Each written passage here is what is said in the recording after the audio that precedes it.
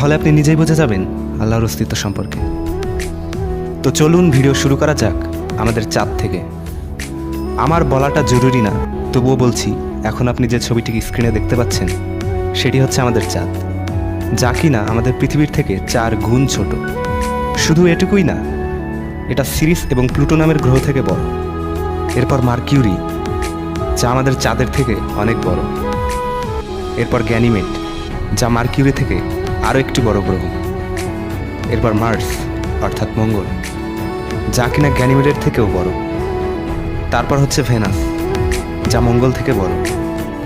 তারপর হচ্ছে আমাদের পৃথিবী, যা কিনা ভেনাস থেকে বড়। এরপর কেপলার, যা আমাদের পৃথিবী থেকে কয়েক গুণ বড়। এরপর হচ্ছে নেপচুন, যা কেপলার থেকে বড়। এরপর ইউরেনাস, যা কিনা নেপচুন থেকে বড়। এরপর স্যাটার্ন, যা ইউরেনাস থেকে কয়েক গুণ বড়। এরপর টুম্যাস, যা স্যাটার্ন থেকে বড়। এরপর জুপিটার অর্থাৎ বৃহস্পতি, যা টুম্যাসের থেকেও বড়। এরপর এই গ্রহটি, যার নাম হচ্ছে HD 100546, যা কিনা পেছনের সব গ্রহ থেকে বড়। এরপর আমাদের সূর্য, যা এই গ্রহ থেকে বড়। সূর্য থেকে বড় হচ্ছে সিরিয়াস, যেটি কিনা আকাশের সবচেয়ে উজ্জ্বলতম তারা। এরপর পোল্যাক্স, যা সিরিয়াস থেকে বড়। পোল্যাক্সের পর আর্কটেরাস, যা পোল্যাক্সের থেকেও বড়। এর থেকে বড় অ্যালডিব্র্যান্ড, যা কিনা একটি তারা। এর থেকেও বড় হচ্ছে রাইজেল, যাকে ব্লু সুপার জায়ান্ট বলা হয়ে থাকে। এর থেকেও বড় হচ্ছে পিস্টল স্টার। এর চেয়েও বড় হচ্ছে অ্যান্টারিস, যাকে রেড সুপার জায়ান্টও বলা হয়। আর এর চেয়েও বড় বিটেলজুস। এরপর ক্যানিস মেজরিস, যা এই সকল তারা হতে অনেক বড়। আর এর চেয়েও বড় ইউআই স্কুটি। এ সকল তারা আমাদের গ্রহ থেকে অনেক অনেক অনেক বড়।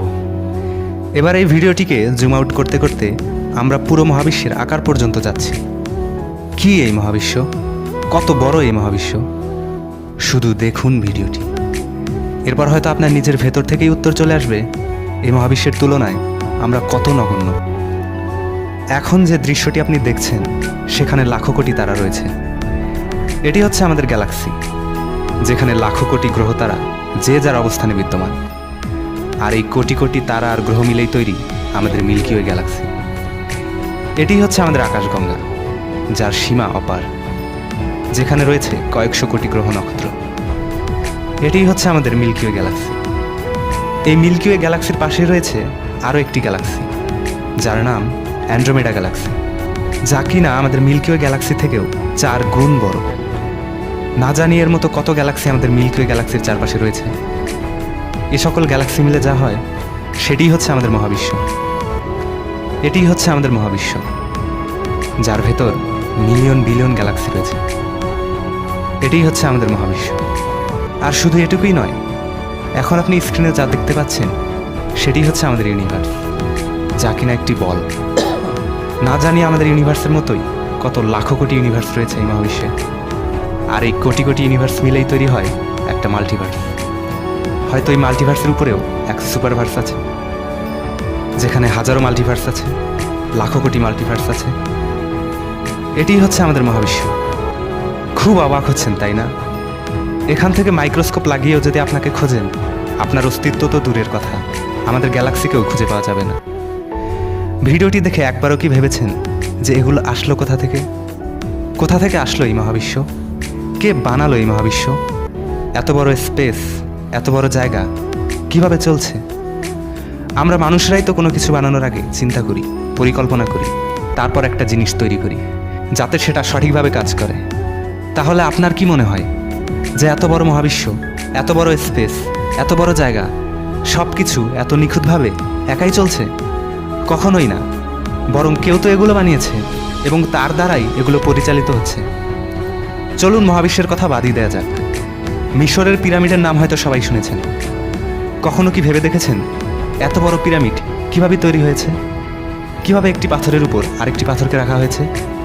যেখানে একটি পাথরের সর্বনিম্ন ওজন 5 টন, সেখানে কিভাবে তৈরি হয়েছে পিরামিড?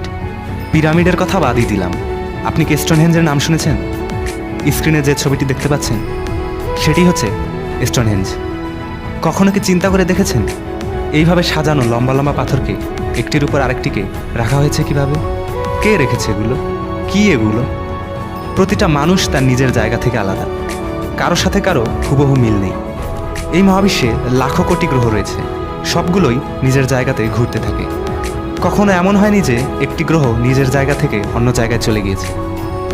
আমাদের বেঁচে থাকার জন্য খাবারের প্রয়োজন হয়, আর এই খাবার আমরা পৃথিবী থেকেই পেয়ে থাকি।